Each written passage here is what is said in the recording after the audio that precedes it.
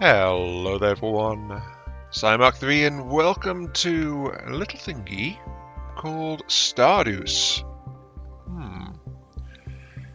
There are several interesting things about this game floating around, such as, well, it actually dates back to the earlier time period of Rimworld's release. And one of the kind of things said about it is that it is, in some ways, Rimworld in space. Already sounds like a win to me there. Truthfully, I've had this game for quite a while. I've come back to it every so often. I've been playing it. And it is... honestly, it suffers from a case of slow development. So updates are kind of slow, but steady. Development does continue. Part of the reason for this particular series having a short run is the hyperspace update, as you can see there. Major updates. Hyperspace. Where you can move around. But we're also in version 0.1.2, so as you can see. So this falls under the general caveat rule I have for early access. It's don't buy this thing based on promise, buy this thing based on what is already there. That way you can not really go wrong and you are not disappointed down the line. And honestly, this game is not asking for a leg and an arm to buy it. It's actually a fairly reasonable price. And it does have some stuff going on and some obvious inspirations from elsewhere in the sci-fi genres as well. So we're going to roll forward with that one. The one other thing I also want to mention very quickly is the other thing that made me decide to do a quick run on this is the Heart of the Machine coming out. And I said when I started recording that one that there are some other games where you get to play as an AI going on, which I think I will try to bring to the channel just because of that. Admittedly, that's been slow, but this is one of those. Though, of course, I am also quite aware of saturation, like too many videos, too much time taken up, things will suffer a bit. There's a little bit of that going on, but that's why I'm wary adding more series than this one and maybe one other in the vein of playing as an AI at the moment, though I do have more games than that where you play as an AI. Honestly though, this one, the AI angle is kind of incidental and also kind of, it does have in-game effects as well, so that is a running thing, but that's also one of the weaknesses of Rimworld's kind of. Rimworld doesn't exactly give you an explanation of why you're a top-down consciousness guiding this colony and all that stuff. But Stardeus does. So, tutorial 0 out of 11, but that's because I already knew all the stuff before the tutorials hit, so, you know, I've never actually done those. Continue, I did a test run just to check things before I did this. So, new game, Stardeus. We have the original one, Wrecked. We start as a cargo ship, which is a fully functional cargo ship with a robot-only crew. We start with no robots, a human-only crew. A difficult start for experienced players, please note that one. That is very relevant to what I mentioned earlier about an AI angle in this. Leaving Earth, start with a small platform but a ton of materials, and sandbox. Start with an empty space and instant build enabled, so yeah, creative. But we're going to play Wrecked here. Rebuild a wrecked starship and save your colony. This is the main scenario. So this is set a post-Earth expansion. We don't know what's happened to Earth. We don't know how long it's been since we left Earth, but we wake up in a ship that is broken. I was going to say for lack of a better word, but that is a very apt word. We wake up in a broken ship with what's left of our crew and our materials, and a faulty storage system for our colonists. And then that starts things out. So, we'll start with Rex. As you can see, there's a ship here that's damaged. This is actually very good condition. It usually gives you something in far worse shape than this. So, start. Randomize. This is a galaxy, by the way. So, this is like difficulty system. I've never been in high difficulty. I've only played you only start in low difficulty unless you deliberately start somewhere harder. I do not know what that means, but I'm going to check something with that. This is mostly higher difficulty levels. I will take this one, please. I'm going to be playing on max difficulty, by the way. Randomize the start.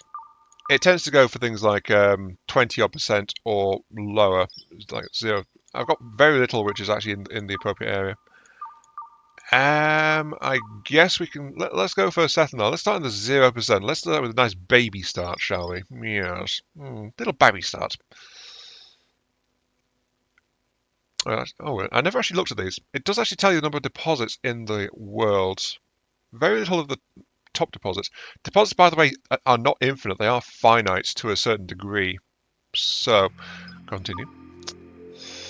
There are some modifiers.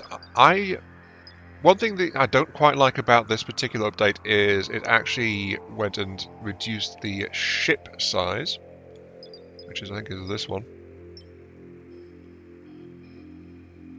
Oh no, this is the starting ship. Sorry, there is a modifier for ship size expansion. Hang on. Oh, here we go. Right, map size. Anyway, you can build bigger map sizes may have a negative effect on performance. I prefer to have too much rather than too little, but this was actually reduced with the hyperspace update. It was bigger before, but I will increase it to its maximum, which you can see is not that much bigger, but that was reduced for efficiency. So yeah, map size. Ship size itself is the size of the starting ship. I don't mind that being small because we can expand it, but I want the room to be able to expand it, if that makes any sense. So that's what I'm going to do there. Apply that modifier to it. I could change my starting things, but basically we start out with a couple of humans, we start out with a pet, we start out with a couple of automated bots. I will randomize the ship name.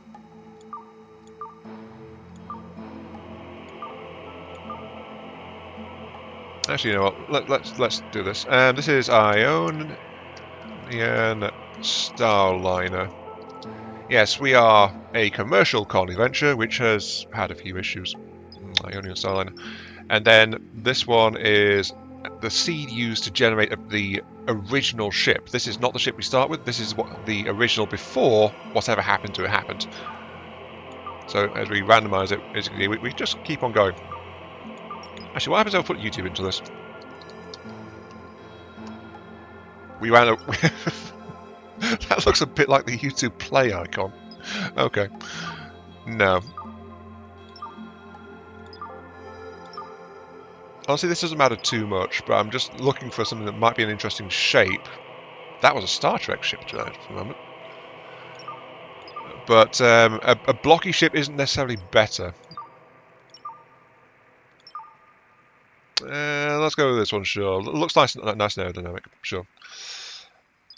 Difficulty, max. Story generator, chaos. Mode, permadeath. Refresh our initial crew a little bit. By the way, the skills the bots have are static. These skills here are the crew skills, which may or may not be helpful, but I'll have a look around. Cooking and crafting are good ones to have early on. Medical is kind of important, but having some combat stuff is useful. Research is also fairly... You need a bunch of these, but this isn't the only crew we get our hands on, so that's okay. Also, note by the way, greens ones are ones that someone loves doing that particular job, which is great because it'll help boost their mood. While red is like something you need, but you don't really have anyone that's good at it. Also, crafting important early on, but it's like it gets less useful the further in you go. I think I want something with research, but the problem is this also uses the Rimworld system, and I don't have anything like prepare carefully. Cleaning, firefighting, oh, here we go. Very high crafting, some cooking. Got some research. I don't have anyone specialised in expeditions. I don't have anyone specialised in demolition or construction. But construction we've actually got covered thanks to our current bot here. Though something might happen to that bot later on, which is going to be a slight issue. Yeah, okay. These two have got construction capabilities and they can also do expeditions fairly well. These guys are pure carriers. Humans are generalists. Our pet is a dog called Joey, apparently. Some robotics, no real medical skill, but hopefully won't need it. But it is, again, something useful a bit later on rather than start out. And piloting is rock bottom. they don't hate parting, they're just not very good at it. Parting is somewhat useful depending on the situation. Anyway, this is our current setup if you want to take a look at it. There we go. But we begin. I will run through, by the way, the initial tutorial steps. First off, to make things a little bit more interesting, because there is a detriment if you actually do that. Second off, so you guys can see like the whole AI angle kicking in before we get into the meat and potatoes of this particular game. So, embark. Da-da-da-da. Earth has perished. Survivors are roaming the stars. So, roaming the universe in search of a new home. You are hibernating on Ionian Starliner, an arc vessel equipped with advanced AI that will wait the colonists after a base has been established on a habitable planet. I can play along with this, or I can skip it. But here we go. This is a human migration situation, by the way, as you can see here. Uploading neural network to host, disabling I/O to reduce the initial shock. Enabling visual input in 3, 2, 1. And everything is all off color and stuff. Greetings, colonists. I am ShipOS, an artificial intelligence that controls the ship. There was a catastrophic failure that triggered an upload of human consciousness. You were selected as the most compatible surviving subject. I am sorry for the inconvenience. Yes, this ship is a far cry from what we saw in the preview generation. Also, I can see some immediate problems, like the fact that the survivor area is venting oxygen. Oh dear. This is the ship computer. Hosts our neural network. Try to preserve this device at all costs unless it violates Asimov's first law. A robot may not injure a human being or, through inaction, allow a human being to come to harm. I can't pause while this is all well. So as I said, the fact with venting atmosphere is also a slight problem. It looks like someone managed to survive. We should keep an eye on the colonists. Fixing and relocating some facilities over to this area could keep them alive longer. Well, the first thing I did was open a door to vacuum, so, you know. There are 229 more survivors hibernating in the stasis array, but life support systems will become unstable unless we re-establish power. They're currently on battery backup. Malfunctioning pods will trigger premature wake-up events. To minimize casualties, we must rebuild the ecosystem in that area. We use this shuttle for mining expeditions. It will allow us to establish a resource processing pipeline to produce essential materials for rebuilding our ship. There seems to be wreckage nearby. We should be able to approach it once we have restored some space travel capabilities. Let's focus on restoring the ship's flight capabilities and securing more resources. The ship doesn't need to be fully rebuilt to fly as long as it's in one piece. Keep the ship small for as long as possible to avoid material shortages. The crash course is now complete. Literally, I suspect there's a wreck nearby, and the actual accident is that we crashed into that other ship. So that's probably why. Crash course is now complete. Thank you for your patience. For further learning, I highly recommend exploring the operations manual in the Codex overlay. I will occasionally provide suggestions when certain actions are advisable. Keep an eye on events listed. Granting full permissions. Good luck. And I will hit space immediately to pause. Because, you know, the whole atmospheric leak situation, because one of the survivors was an idiot and opened the door. Though one of my bots has also wandered over there, apparently. Right, okay, so we got our survivors here, the last living crew members who were from the active crew. They don't know what's going on. They're just stuck here in a random generated room with a localized power network with an oxygen and temperature system, a single bed, a planter. And, you know, that's why all this stuff, by the way, is showing a no wireless connection symbol because it's not connected to our network. We have no control over this right now. Though the door was far enough away that it wasn't actually included in the initial network, and some idiot opened it. Let's check what's going on. Oxygen levels are... There is some oxygen on the other side of the door, but it is currently venting outwards quite rapidly. The temperature, as you can see, is rapidly spreading. That's why I paused. So the livable zone is shrinking because of that. We need to get that fixed immediately. I could task a bot to control this. The problem is my construction bot is... my flying construction bot is actually inside the area, so that's a problem. Now, the other issue mentioned is the stasis arrays. This was originally one larger array, but it is now several smaller ones. It mentioned instability. That's part of the reason why I let that text go on, because as long as these are out of power, stability decreases. Stability decreasing, as it said, means that colonists are waking up faster because the system is unstable. and that itself adds a pressure to the game. Because you've got to choose a colonist every time one needs to be kicked out because the system is not working properly. But the problem is, as you can see from all the bodies around it, this area is currently exposed to hard vacuum, and anyone kicked out doesn't even have a basic piece of clothing. They are actually in stasis in the buff, in their birthday suits. It's just like, yeah. So that's something that's going on there, and we have to deal with this. Though these things, we can move them later with the technology, or we can move them earlier with a brute force. That's an issue. Also, as you can see, there were some more robotic staff available to the ship, but they have met with unfortunate ends, just like these people that have come out of the stasis arrays. So that's no problem. Now, this isn't the only issue, though. There is another one, which is... Well, there's some more dead crew. And where is the other problem area? Don't say it's on the same area as the living people. It probably is. It is, of course. Though luckily there is a closed door in the way, and this is not an issue yet. Yeah. While the AI was in control, apparently they had a slight issue of, well, crawlers, which is obviously of alien inspiration. These are facehuggers. They latch onto faces, they then become a headpiece, ironically enough, and then they infest the colonist in question. If I check the body, not you. Here we go. Infested. Stomach and intestines. Eventually, infested will just hatch out and pop a new crawler. So yeah, facehuggers. They don't go to full xenomorph, but they are a nuisance pest throughout the world in Stardeus. So that is something that was apparently also going on. So that's probably part of why we were working up. The AI just wasn't sure what to do, but also something was being mismanaged in the past time here. So let's move on. We've got objects in unsafe areas. There's some scattered spacesuit pieces which are guaranteed.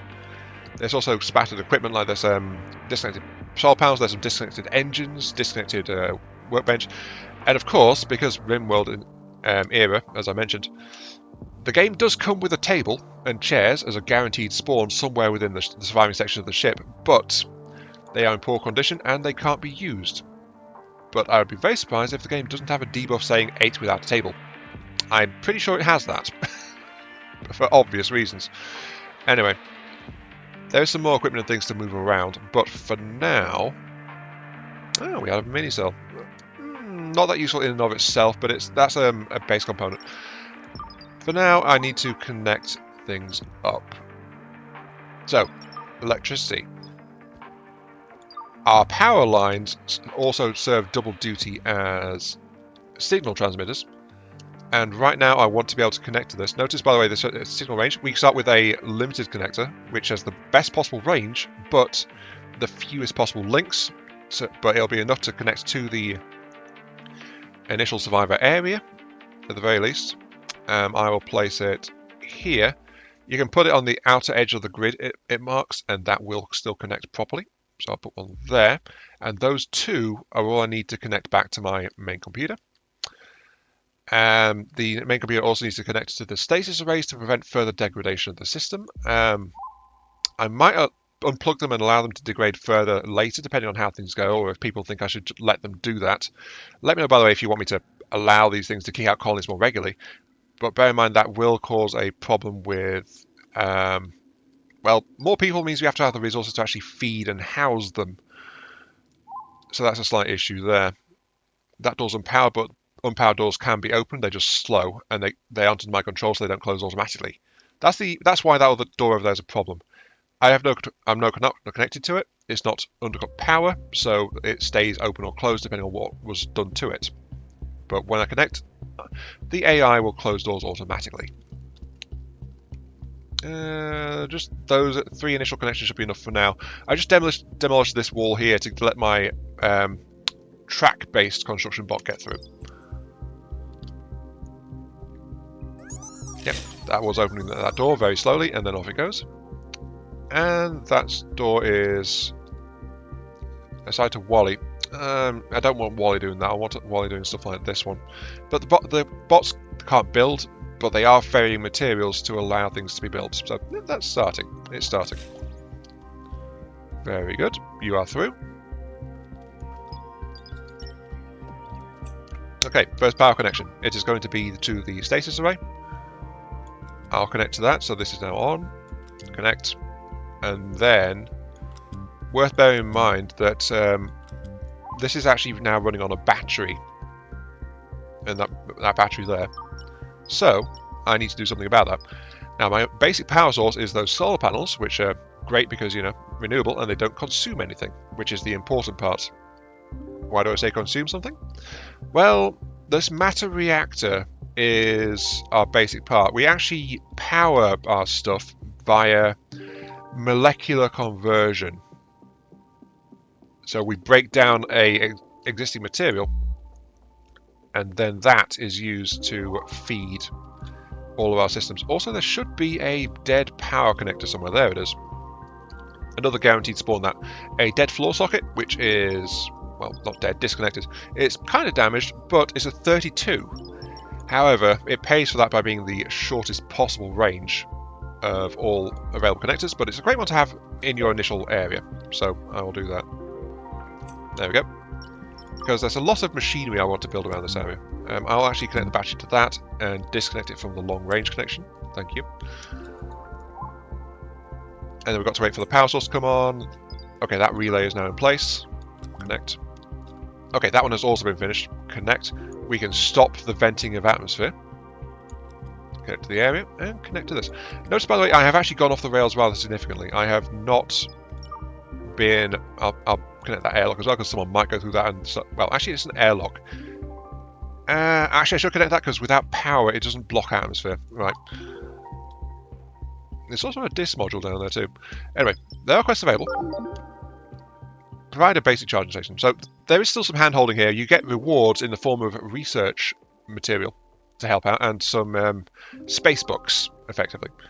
So, anything else will ensure that robots have power to charge. I tend to skip that because bots do have an emergency recharge cycle, so if they do power down, it's not the end of the world.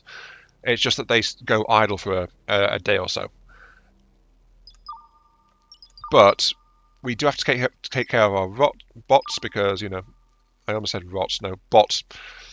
You can tell I've been on Factorio recently, can't you? But a charging station allows our bots to recharge from the power grid rather than having to go into a low power state to self-charge. And I also want, as facilities, a repair station.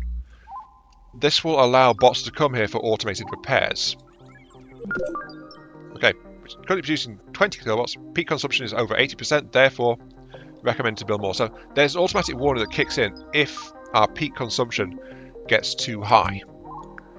But we have got ourselves a matter reactor, and we can fuel it with literally anything we have just lying around.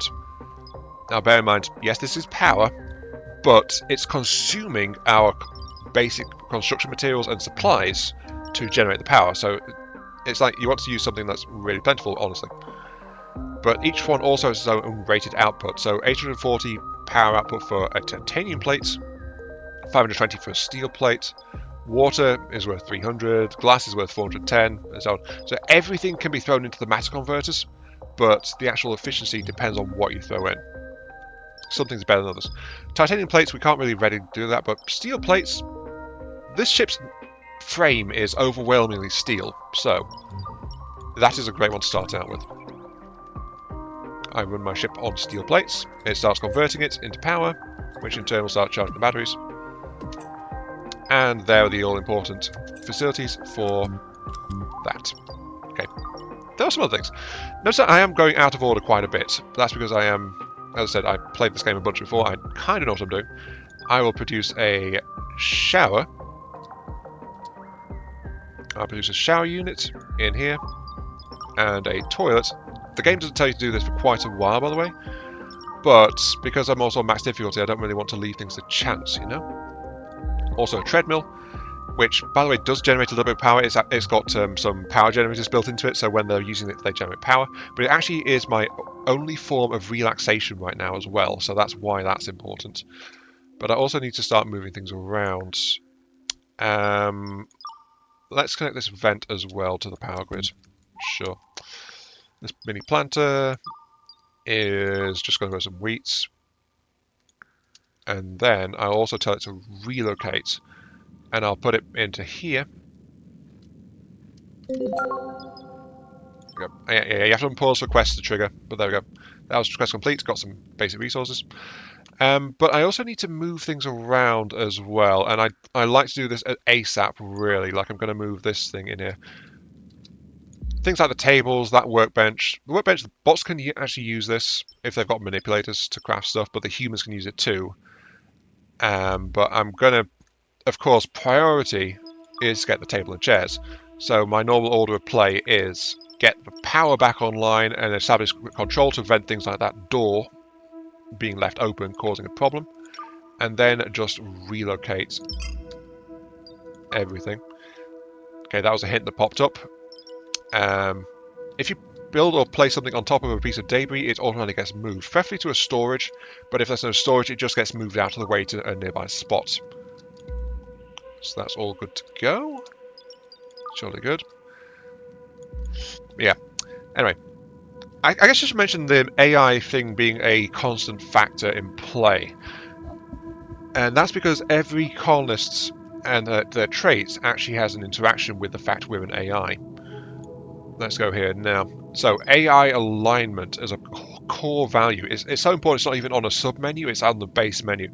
Shows how much this being trusts you. High AI attunement allows you to issue orders and take direct control of the being. This includes things like setting a task into away missions or telling them to get the hell out of an area because an asteroid has hit the ship and opened the air. Otherwise, if their AI alignment is low, they refuse to listen to me, basically.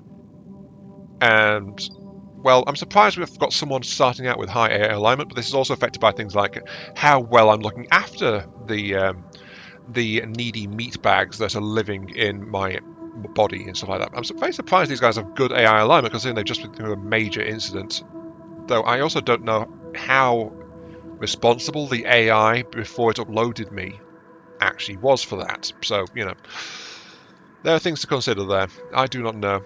Ooh, a piece of phasium. Okay, cool. Don't always get that, I don't think. I will relocate the power cells, at least, to within range of my core power grid so that I can easily connect them in. I say within range and I immediately don't do the exact opposite. It'll be there. I can move it.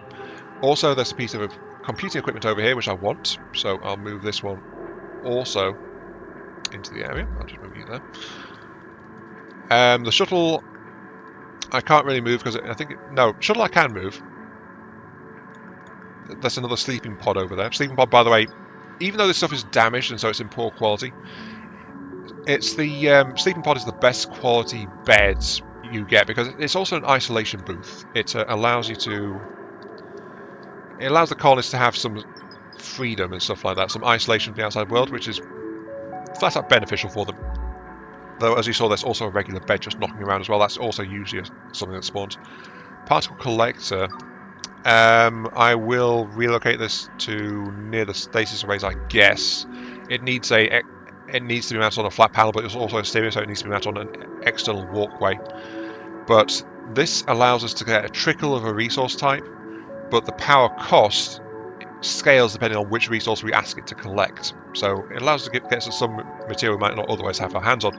A good example being silicon to start out with.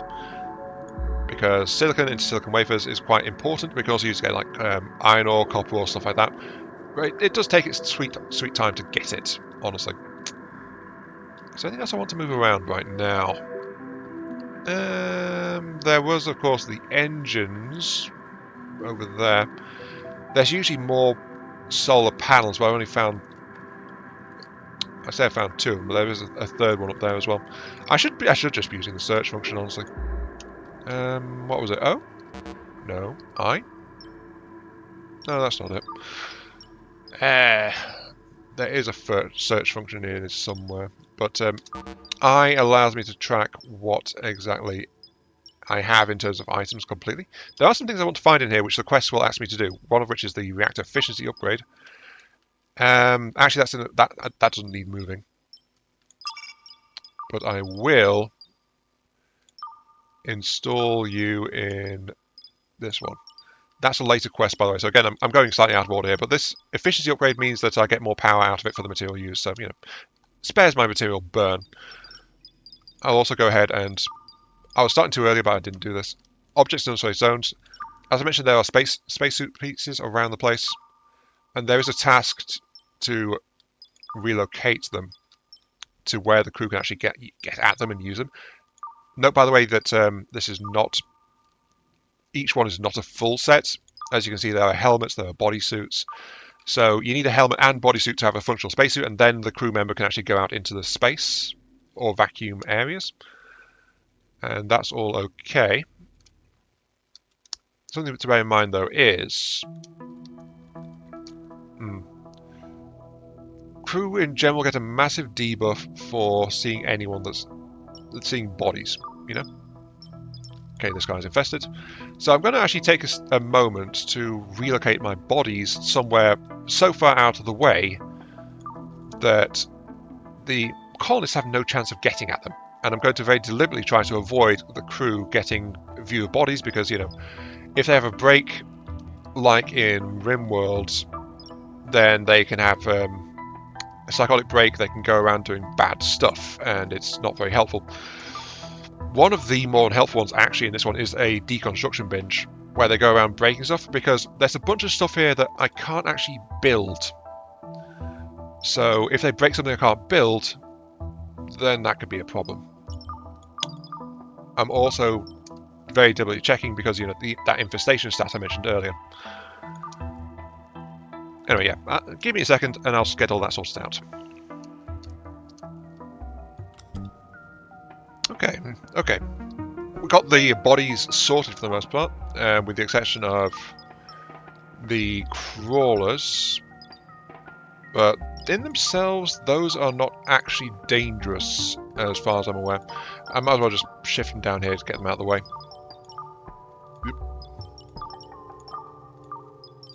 There we go. Just okay then. So I also separated out some interesting names. So this is part of the random generation. I also resourced all colonists corpses from around the safe space because it turned out a bunch of those were actually infected as well. So who knows what happened before I got shunted into the AI core? Who knows? Anyway, in particular notes, Cutie Pie is dead. So no cuties on this crew, sadly.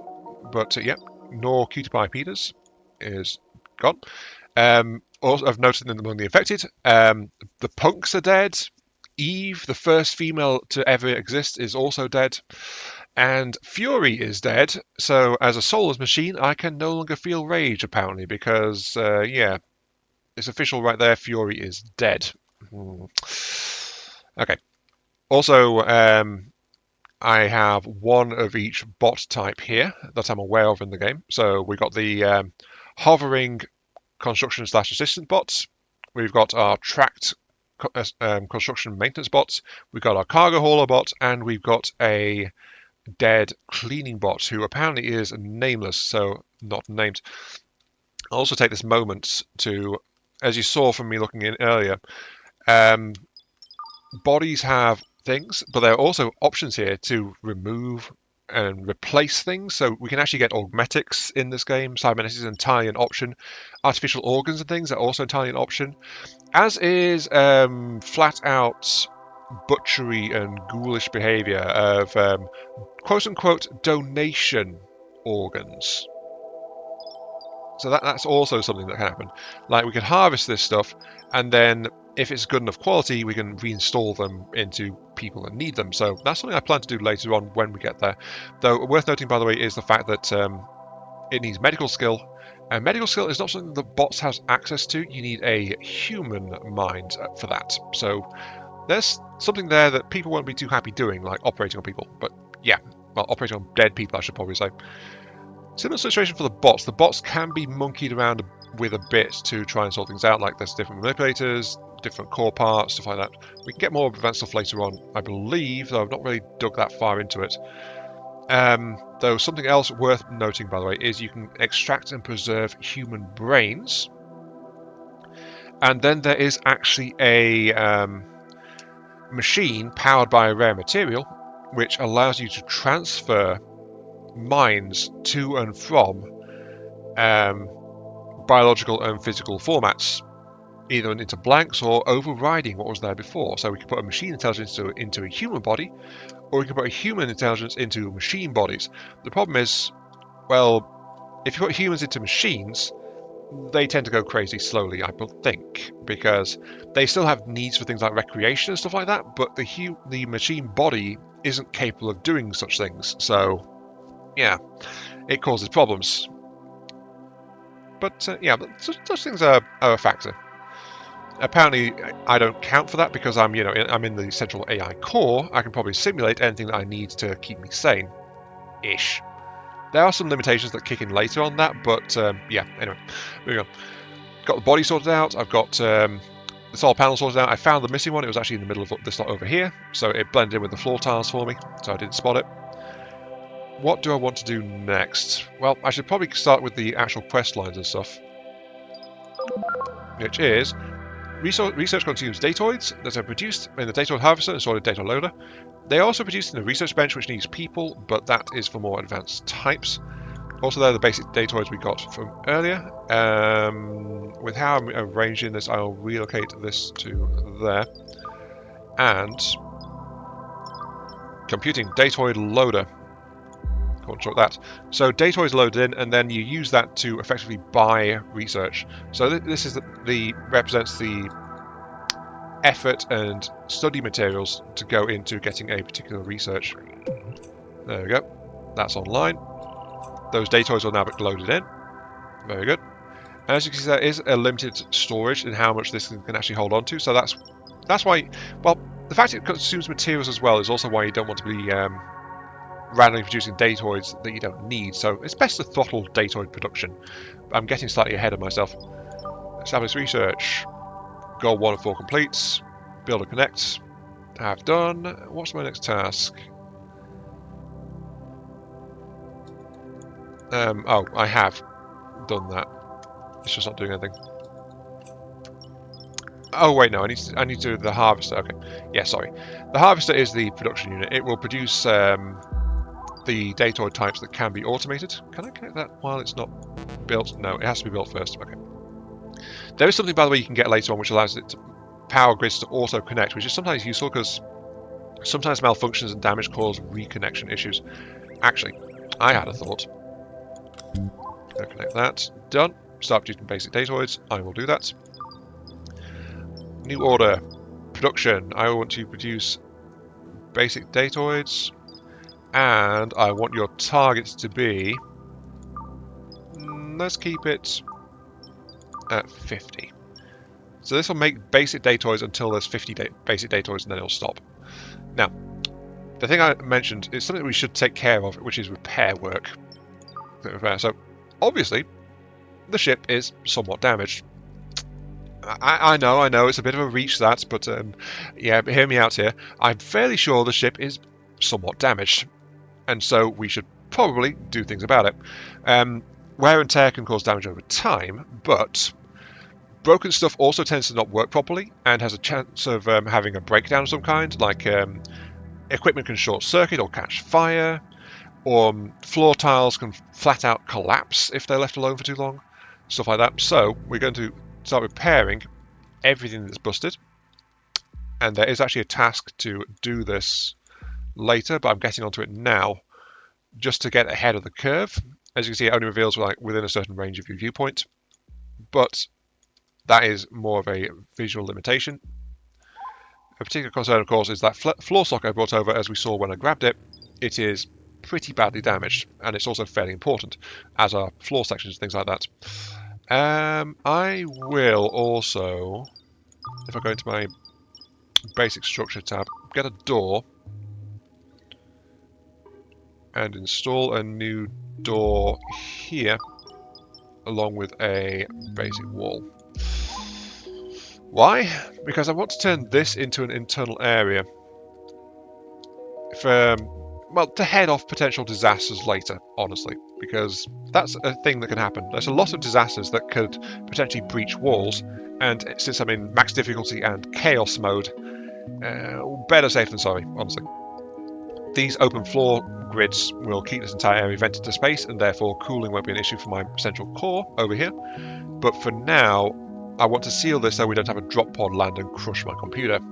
I don't think they really do that. They don't deliberately do that, but there's a chance it might happen. So, you know, let the bots get to work, honestly.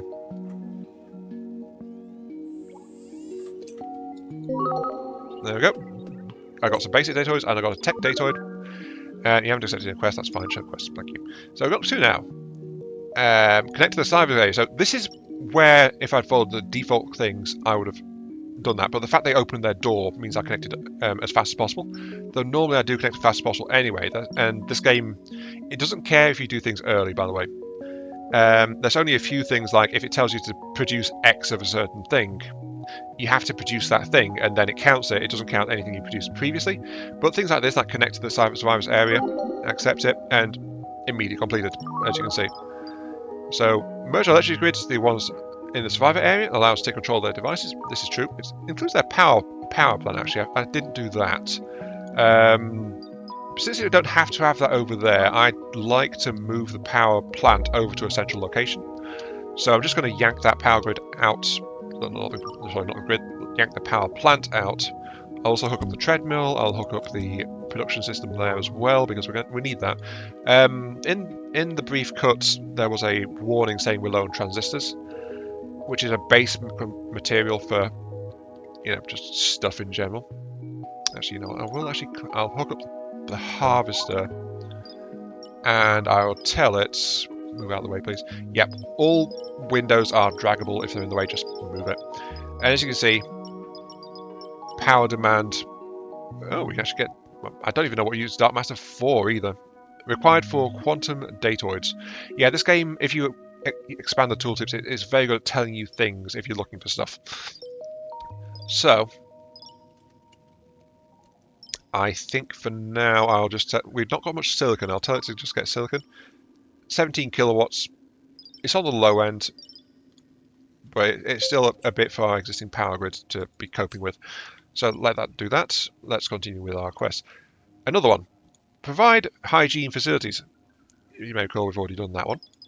Accepted. Complete. Gives us a phyto datoid and a biotic datoid. Thank you. Colonists now pooping in the planters and have nowhere to clean themselves up. They will appreciate if you build them a toilet or shower. Sorry, and a shower, so they can regain some dignity. So yeah, it's flashing up complete because I've already done it, and then it's giving me the plain text for it. Provide entertainment.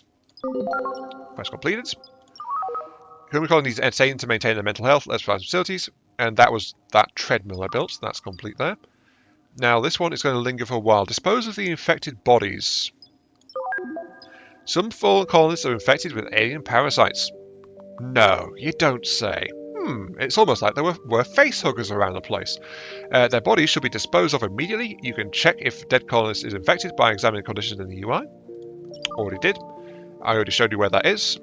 And of course, for those who didn't spot it, body, and then infested stomach and intestines. Left to their own devices, these will eventually hatch out in flat out a crawler, which I'll tell you now, I'm actually going to allow that to happen. I've isolated them. Diagonals can't be passed by ground-based entities, so they can't get across to there. But I will allow this to happen because then I can kill the crawlers. Our starting equipment includes one of our bots having a ranged weapon, so I can safely just sit here and shoot them. And then I can actually process the crawlers for useful materials. So it's actually in my interest to leave these bodies alone until the infestation runs its course. And because I've isolated them, there won't be any further issues of the crawlers, you know, going out and breaking stuff, for the most part. So yeah, leave that be. Connect to the stasis array. So this is where it would tell you to connect to it. I connected again early, maybe earlier than I was really intending to. Though again, if you guys want me to make this short game run a bit more interesting, let me know and I will just unplug them for a bit, let the stability drop further. But for now, it's not really an issue. Immediately connect it. Extend the electricity grid to reach. You have to extend the electricity grid to reach and connect to the stasis array. It will give us control over its life support system and enable some heat and oxygen production around it. Yeah, these guys passively produce a bit of heat and oxygen, not much though. but that will work. And this is another one that's going to be lingering for a little bit. Pressurize the status array. So, accept.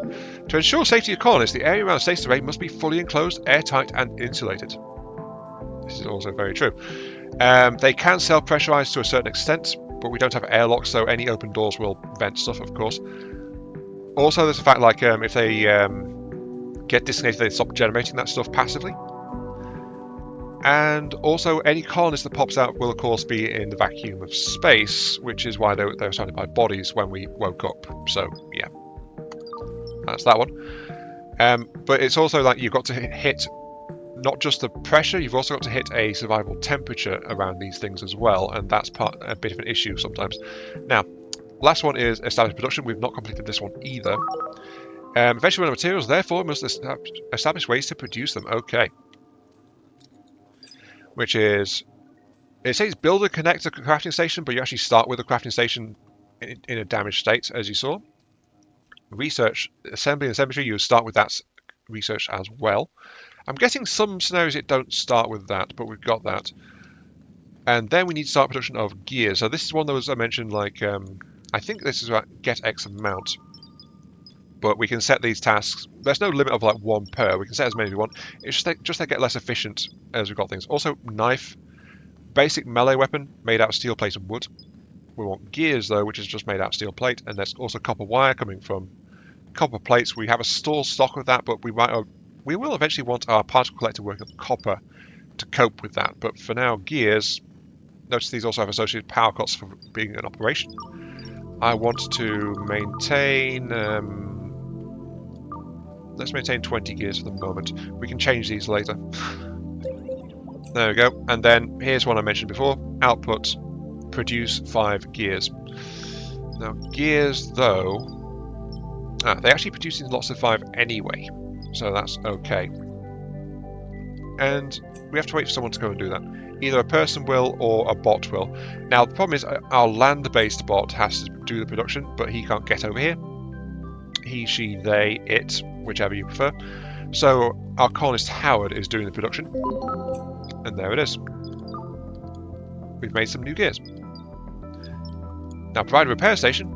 I did that right at the start, as you can see. So accept. Done so. Damaged workers get repaired in a repair station. It will be wise to have one available. It'll help preserve our bots for the most part. There are things that can happen to the bots which won't get fixed there, but yeah. That, if it happens, it happens. If it doesn't, it doesn't. If it does happen, it's kind of annoying because I don't know how to stop it short of, like, powering down the bot. Actually, I should connect that as well. Right, make ship flight ready. We have to restore ship's spaceflight capability. That way we can reach nearby planets and run some mining expeditions to gather resources. Also, quite important that, quite important. Now, I did get the thruster. It's not been fixed yet. So I'm hesitant to connect it. There it is. Now it's been fixed. Okay, so connect that just into the power grid of the living area. And that is now available. But we're not flight ready yet.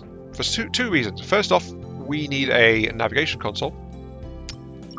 Second off, we need to be in one piece. We are in slightly more than one piece, to be entirely frank. So let's start doing something about some of that.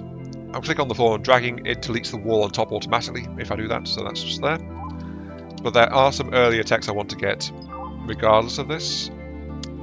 But I can get 7 things out of research right now. There's 7 options available. That's not I can research 7 things total, it's just like I can get 7 things potentially. So here's the brute force thing I mentioned for like moving those cryo arrays around into a better location for me. There is a winch system which allows me to just yank pieces of ship around the place. There's also storage units. There's a mini one, but I do prefer just going for the bigger one flat out because it's more useful. But I need basic and tech datoids. If I click on something in this, by the way, it'll take me to where I can get it. So I clicked on tech datoids, it's knocked me over to an electronics area where I can produce tech datoids, also transistors, which I mentioned I'm short of.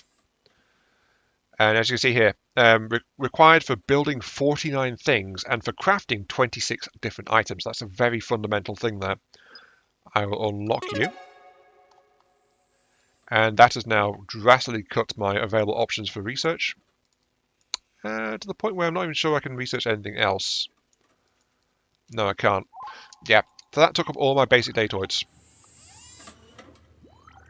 So until this gets sorted out, that's the thing. I would build a copy of you, though. Though because there's a vent there, it can't connect properly. I will build you, I guess, here. And another one there as well. Multiplying production of basic, but also these guys are responsible for tech datoids as well. So I want to actually start getting some tech datoids production going. Oh, lacks microchips. Ooh, that's a slight problem. Okay, I should really do what I should have done from the start and start queuing up more stuff. So you are making gears to a certain amount. Good. I'll tell you to make copper wire if we lower below 20 as well. And then just keep on going down the line. In this case, lower microchips, silicon wafers, transistors, and plastic. It doesn't matter about order, by the way. It doesn't get stuck on a recipe like the Factorio assemblers do. Yeah. I'm not entirely sure how to fix that beyond like having extra assemblers around. But this will happily hop back and forth depending on what you need. Make it got 20 of them. And then lastly the microchips. Make it got 20 of them. There we go. I will also, because I've not got to it yet, I will create a cook station which will allow me colonists to take protein and produce survival meals. And yeah, I mentioned the crawlers being of use in and of themselves. You can reprocess them to get water and protein, and then the protein can be turned into food. And it's my initial food source, just flat out protein. So yeah. My guys are going to be eating insects. Actually, are crawlers insects? Well, they have got like 8 legs, I think. So maybe I don't know. Got to answer the important questions. Yeah, 8-legged. They are a kind of spider derivative, it seems like. Anyway, got one research available, which is the winch, which I do want, so I will get that. Time for some strategic deconstruction time. What do I want to do with these guys?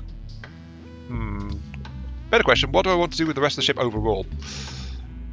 I think I will start to deconstruct some excess areas. I think I'll keep that door there, but I want to link this section forward into the main body, which means I want to deconstruct that.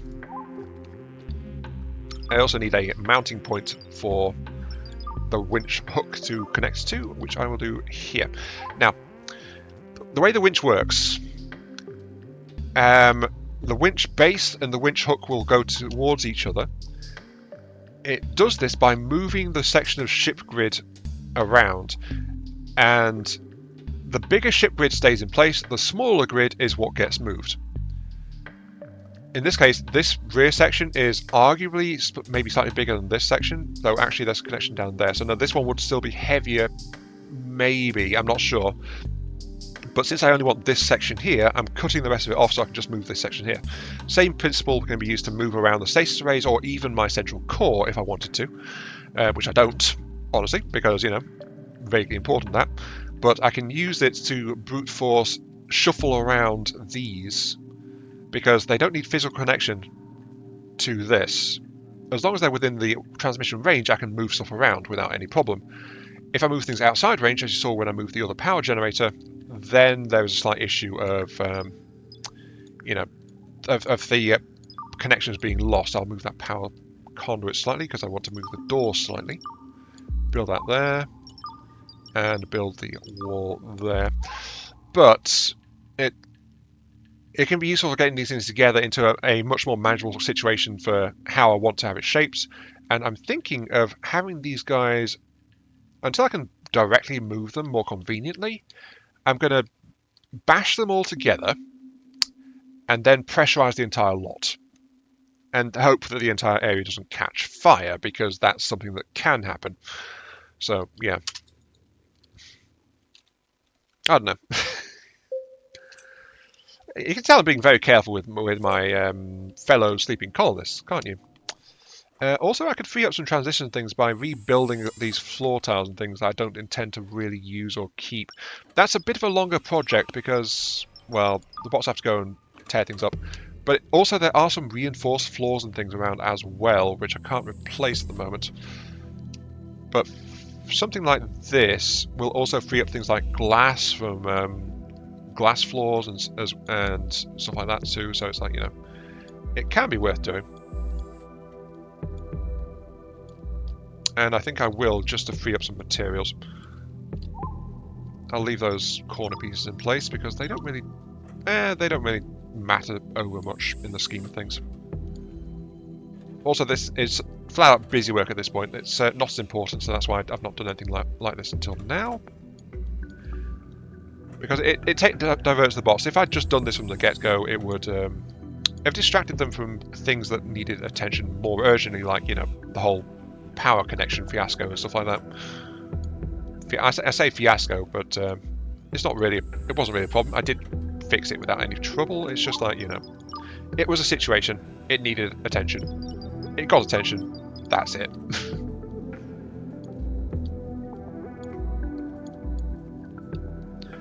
Also, by the way, notice I am being very careful in where I actually place things. Like, I'm not running over those corner pieces because I'm leaving them intact for the moment. But I'm also being very careful not to drag over empty spaces as well. And that's because if you're trying to replace floors but you drag over an empty space, the replace command doesn't get issued. Instead, it just flat out builds the missing tiles and ignores any other tile types within the area. So that's something that I think is intended to patch up holes more than anything else. Let's also start getting rid of some excess parts. I don't want to scrap that, so that's why I was slowing down a little bit. Also, there's some other random floor pieces I can just get rid of, like here. Any other random floor pieces? Just those bits up there. Okay. There's some down here as well, which don't really count as being connected.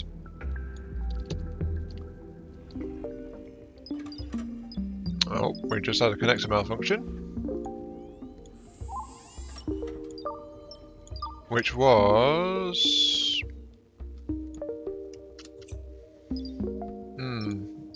not entirely sure which one it was, actually. Hang on. Connector malfunction.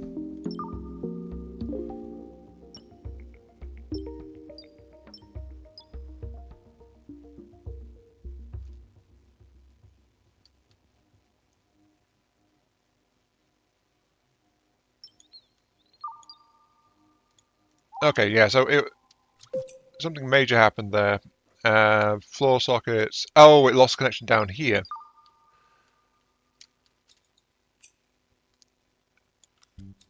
There we go. That was a little bit odd, that. Also, that was my first time trying to use the reconnect, so it's just like, yeah. I did mention that random things. So that's something that can happen, and why an auto reconnect device is fairly useful to get, at least later on. Right now, though, I don't have access to it, and honestly, I've never really used it much because I've always gone for manual. But when there's a major malfunction, I think that was just like one connection problem that happened there. Take those out, the walls out as well. But yeah, no damage. It seems like it was just like a connection failure, and that's all it was. Oh well. Okay, as you can see, I'm squaring out my initial room here, so I've just packed more stuff into it. I have actually got a winch and hook available. It's just waiting on the actual hook to be built. And then we can actually yank this thing across. Worth noting, by the way, if you pull a ship piece and there's loose materials in the way, like this, they actually get caught and moved with it. Hang on, why is there... Okay, that auto reconnect is actually really bad. Never mind, I'm not going to hit that again unless I absolutely have to. because it does not. See, it's reconnected to things like floor lights and things, stuff that I'm actively trying to replace. Wow. Don't need power that. Don't need to power that. Don't need to power that. Don't really need to power that. Don't need that under power either. I'm going to have to go back around and find things that I don't want powering, honestly, aren't I?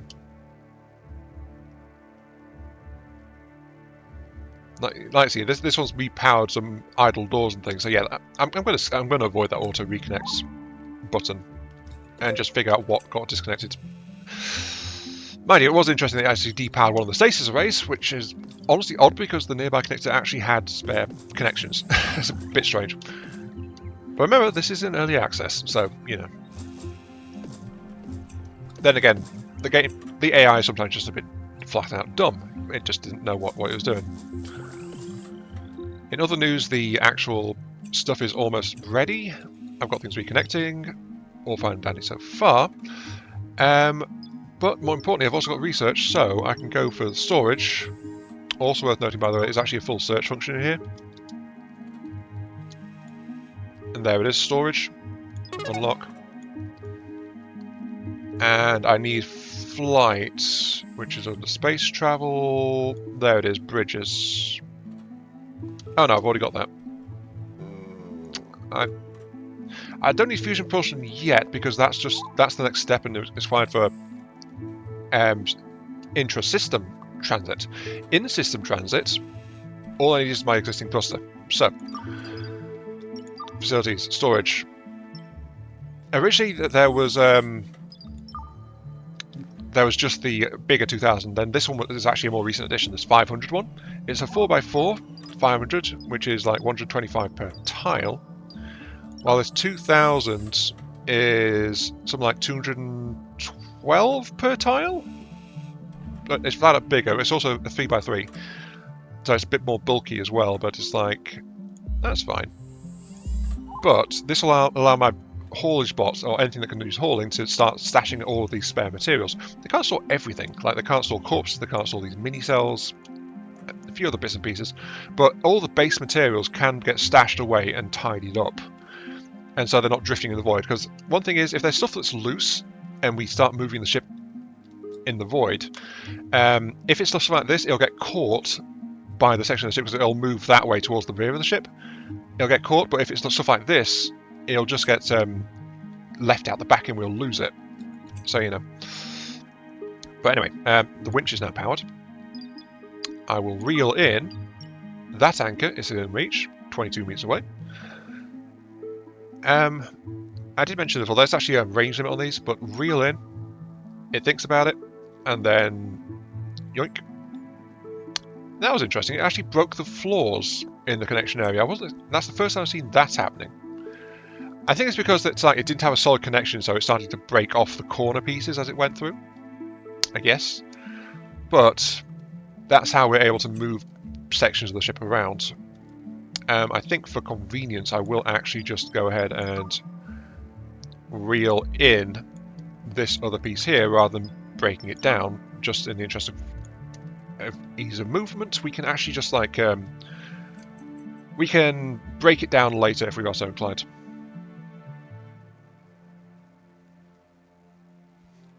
So yeah, but you can also see how I plan to move these stasis arrays around, just like get them all more compact by cutting the floors out around them and then using the hooks to move them around a little bit. The main thing I've got to wait for really is the bots to become free to move the hooks, because that's something that needs waiting for. Unless I just do something silly like, you know, prioritizing the task. But who would do such a thing? Click. Get that thing done, please.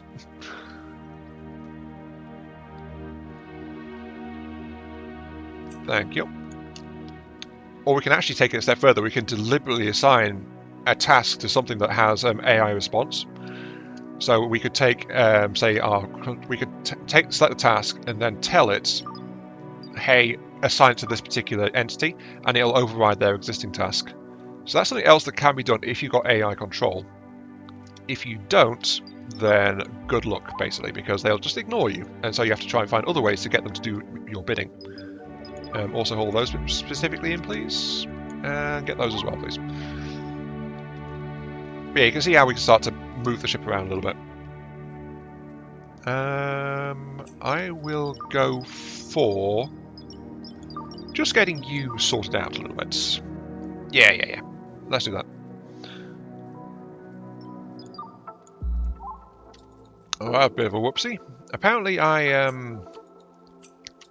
accidentally, when I severed things, I didn't bother to check if one of my crew was on the other side, because someone in a spacesuit was just needlessly walking around out here. So they've been trapped, they've had a mental break now because they couldn't get back anywhere, and now they're just staring into the void. So they are not very happy because of that.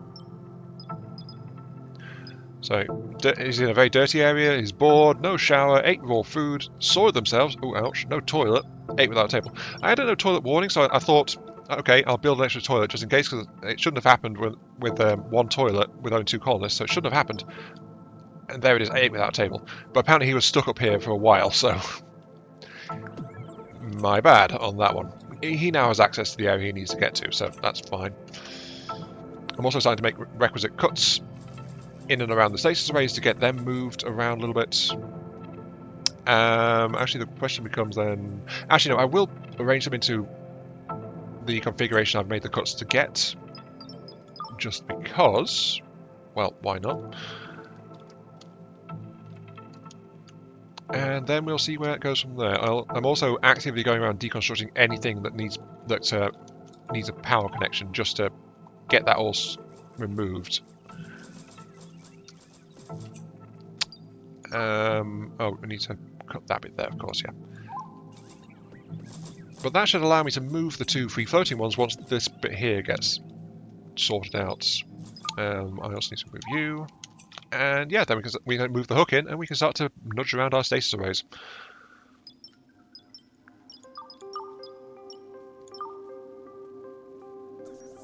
That's 1. That's 2. Okay, that just leaves the final move. Oh no. We've got our first new would-be colonist, and the area is not yet prepared. Okay, we might lose this person, but let's see. These are randomly generated every time. As you can see, they've got experiences and traits as well, so it's like these things affect things. They've also got age, gender. Also usually have like if they're attracted to, like if they're male to male, female to female, like if they're same gender or different gender, which one they do, so you can try and balance these things that way as well. But some of them don't. Like this one here doesn't actually have an attraction, and I'm not quite sure why actually. Curious kind of motion. But this one's a bad one to speak anyway. Not because of because she's uninterested in men or women or whichever, uninterested in romantic relationships. It's because she's got the carnivore trait. And I don't have... Well, I've got survival food, but then my first sustainable food source is actually going to be entirely plant-based, so carnivore will cause unhappiness. Which is a shame, because actually she's very good on expeditions, and loves them, in fact, so that'd be a very strong one to have in general. Also got some firefighting, but it's like... Unfortunately, the carnivore thing means she'd be unhappy in the mid-term, unless I can get a reliable source of meat, which I don't know how to do. So, have a look at the other 2. Another one that's good at expeditions, likes shooting as well, but not very good at it. Not sure. Slow metabolism and bookworm, lower mining and expedition plus research, or ablutophobic, overwhelming fear of bathing, cleaning, or washing, reluctance to use the showers, takes twice as long in hygiene. We've got multiple showers anyway, doesn't matter too much. Good at demolition. If they have a break and start demolishing stuff, that would be pretty bad. But, as you see here, experience. They get a childhood, and then they get a little bit else. Like this one is quite young, so their experience is a sandwich assembler. That sounds like a job role we'd actually have in current day, sadly. And then we've got young adult and midlife as well, depending. So old ones actually have extra trait options available. So experience options, so they have extra modifiers. Social construct, firefighting construct, expedition, parting. And as you can see, because this one was a scout camp manager, loves expeditions. So that's also where the favouring of skills comes from, it seems like. So Jackson Burns, I want to have you in the colony because you are expedition focused, you are generally pretty strong. I don't know about relationships or if children are possible in the game. I don't think they are. But you've also got interest in shooting, so you could potentially develop as someone to defend the ship as well. So I'll select this colonist and... well, there's nowhere for them to go, so I will forcibly relocate to the living area as a max priority. Like, I've only got 2 tasks on 4 priority. This is a task 5. Get her out of there because she's going to die otherwise. See, there's no oxygen or heat there at all. Also worth noting, by the way, she wakes up with a condition. I've not shown you this before, but everyone who comes out of the stasis arrays have minor organ wounds and injury. And this is because of the stasis sickness, though she's about to get a whole lot worse than that. Also, apparently she's got a bad kidney. Here comes the someone. Yep. And look, notice other stuff is deteriorating rapidly. Hypoxia, insufficient oxygen supply. Moderate, rapidly dropping to severe. And sadly she also died. Why did she die?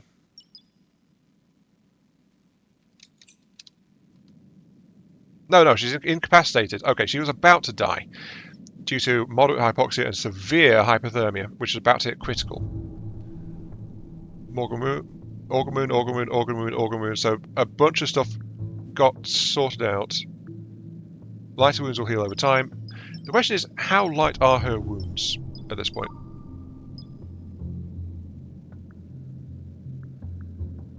But it looks like it's mostly mild. Mild to moderate.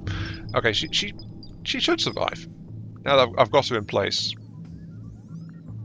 Okay, and now someone's going to move her into one of the sleeping cots so she can just try to try to recover naturally from that. Okay, that is deteriorating. Hypoxia is... yep, hypoxia is going down as well. She is currently sleeping to speed up recovery. Okay, she'll make it. She'll be okay. But that was very close, honestly. Almost lost my first wake up person. So scrap that. You need to be... but I'm still waiting for the bots to sort this place out. Let's move the hook over there. Let's move the...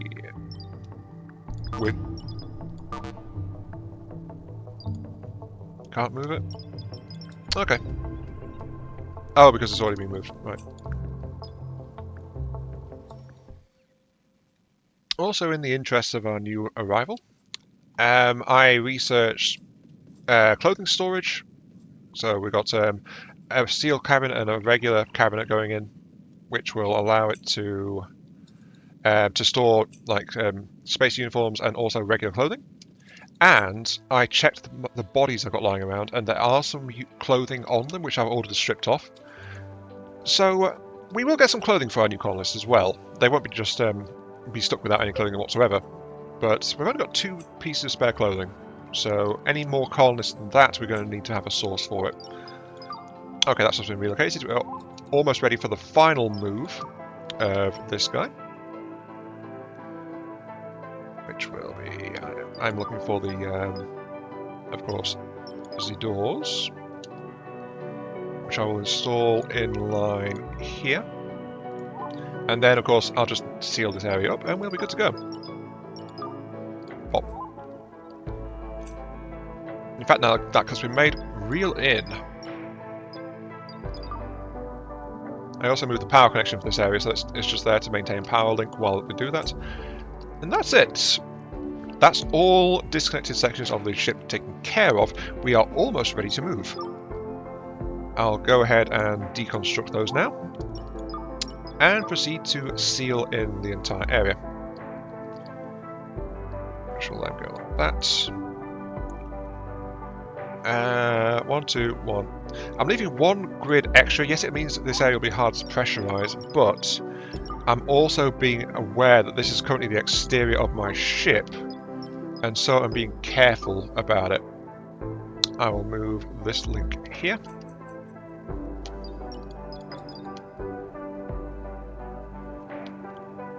And I will need a regular floor here. Give me a floor line like along. Yeah, give me those as regular floors, please. Strip out all the walls that are in the way as well. So this will be like a connection, and then the connection from the wake up area will be directly through here into the central living area, and it will be all hooked up and happy-dappy and connected and all that stuff. So yeah, that should be absolutely fine. What do you cost? 1 steel plates? You cost 2 steel plates. Okay, so it's better to have like frames than regular floors. Problem is that not everything can be placed on a frame floor, so that's something to be aware of.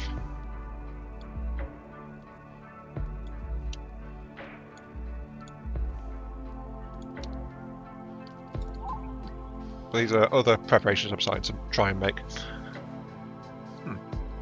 I think the last thing I'll do is I'll move over to the derelict and let you have a look at that before we end, and that'll be it. So we're still hauling loose items around the place. That not everything's been sorted yet, but everything free floating has been. So we will go ahead into space travel, order a bridge console. It doesn't matter orientation-wise what we do with this thing, but I will just install it, I guess, there. And let them get that sorted out. My colonists were starting to starve, so I have actually ordered. I ordered some basic production with a high priority haulage task for that to get some protein into it. Do I have any more protein? I have none. Okay, that's actually a critical situation that's developing now. I will have to find the things to deal with it. It should be in production, I believe.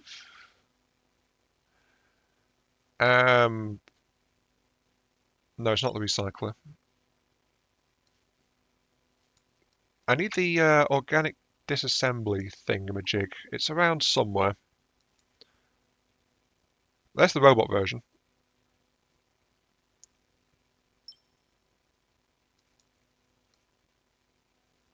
Where was that thing? I'm forever losing stuff.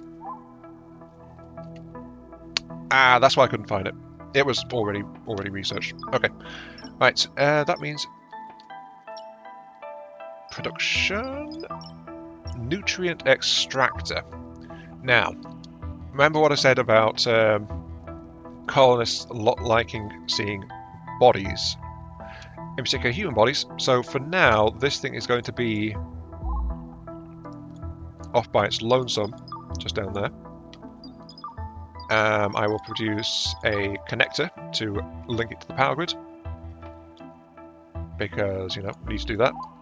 And then I'll actually go ahead and reconstruct the wall, physically separating this area so that no humans will wander down in this general area. At least that's the plan. I'll also go ahead and deconstruct nearby floor tiles around here, because humans, when this section gets fully built in, they'll get access to the core computing area, but I don't want them to have access necessarily down here. In fact, I could just relocate the shuttle up this way for if a human needs to. Oh, it requires advanced relocation. Never mind. That's not going to work. Connection on that side. I will relocate my dead robots, and that way humans can take part in the expedition without ideally seeing a body.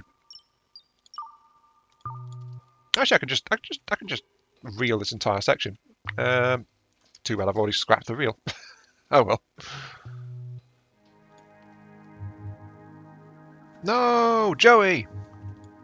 Why the hell was the pet out in the vacuum of space? I don't know what the heck Joey was doing out there. But yeah, Joey's dead. Oh well. Right. I do have the whole food situation to sort out though, so I'll hook that up now. And then I will mark Joey. I'm sorry, Joey boy. Good boy. I can't bury you or anything like that. There's nothing else to do. Except maybe just put you in a freezer. But so yeah, dispose of. But yeah, look at this. I mean, because of the exposure. Of course the dog has food poisoning immunity. Also, pressurized status has just popped as well. So that's pressurized. So that's now got... it's not got any oxygen or O2 build-up yet, so it's still lethal in there. But it's self-contained, so it can actually start to pressurize. And I should actually start to do that. I think... Well, multiple of these mini things are required to try and do it, so... I will have to do what I can, but as you can see I left a ring outside for extra equipment stuff installed in here, so there's plenty of space.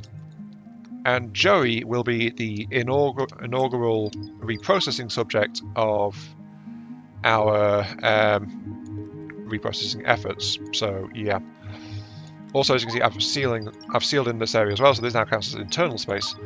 And there's a good reason for that as well, and that's because some events, like visitors or things hitting the ship, stuff like that, they hit exterior sections, like areas that are external rooms, like these, or this section here, or this section here, until I finish this wall off and count it as enclosed. This section counts as exposed, so this area might get a landing on it as well. But that's why I'm taking a hand. The problem is, sometimes things land and they break the exterior wall. Like, they can take up, if they land here, they can take up this area. So the plan is to actually have the wall reinforced to limit those approach areas like this. This will take a bunch of plates to do. But it will make things a lot safer in general for the key areas, but especially like the living areas. This double wall should help to preserve them a bit, ideally. Possibly. Maybe not, but it should be of help. I'll leave this area. Actually, no, I will do that. I'm not going to deliberately pressurize this area, but it will naturally get pressure over time. I will, however, power that door now to close it. And it's out of reach of that one. I think that should be good. Yeah, just do that. Okay, so I'll do that. And harvest the crawlers. I could harvest their bodies, but the thing is, crawlers I will get more eventually anyway if I want to. Yeah, I will get more of them anyway, but for now I might as well just, like, you know. No, I don't want to deconstruct. That's the floor tile. I need to dispose of all of these guys. So these guys are being broken up to help feed the colony, because we're out of protein again. So I do need to get sustainable food going. But as I said, the last event was going to be, we're going to move to look at the other wreck that is nearby. Oh. There you go. We reprocessed Joey.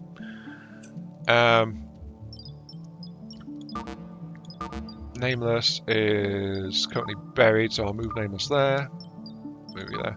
But as you can see, we've now got protein and water and some stem cells as well. So we've got some random bits and bobs, which should ideally be in a freezer, but this area is exposed, so it's like really cold.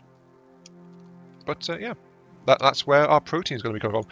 And as I mentioned, it's not a sustainable source right now because flat out, we're going to run out eventually. So, you know.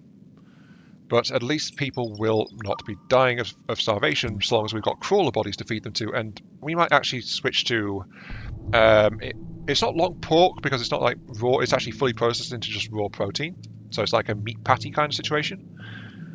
But yeah, we'll also be feeding dead humans into the system as well once we get around to that. I'm just holding off at the moment because infection, like I hope to hatch some crawlers out of the infested ones.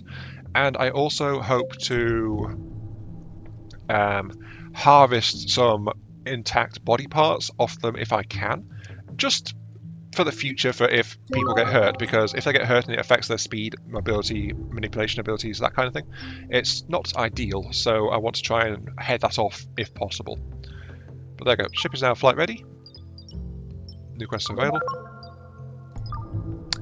And we got make this safe area survivable, which it is not. Require oxygen and warmth to survive, oxygenate and heat the rooms. So this is enclosed, but that's why I was building these parts in here, just to try and do that. So building Atmo, and it wants us to get a livable situation in there. And the other one is, of course, start an expedition. We got the shuttle, that's available to do that immediately. But the one that I'm going to do as the last thing for this particular video is approach the derelicts. There's a derelict ship nearby. Wow, I wonder how that got there. We should approach it and salvage the parts. We contain clues about what happened to our ship. I think the clue is the fact that it's there, and it's a derelict. That's the clue. Because honestly, I think this is where the storyline stops at the moment. Unfortunately, I've not come across any events in any previous plays deeper than that. So I think it's the last thing. One last look over. Are we okay? We are okay. We will approach. Okay, a derelict ship approached. And, like us, this ship is also a bit worse for wear. Now, unlike the ship we came in on, this one is a bit more random. It usually contains some engines and then some other assorted bits and pieces that can be salvaged as well.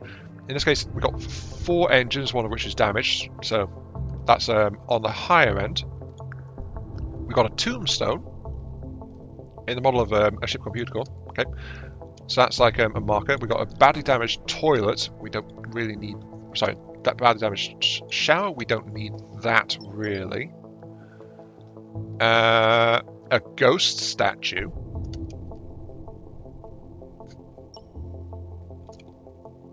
Okay, Halloween decoration. A haunting statue of a ghost. Provides 25% cover in combat. Right. Yeah, all items, pawns, like people, bots, stuff like that, hiding behind, they can get things like cover values, and that's that. There is a disc module, which is somewhat useful. It's a small one.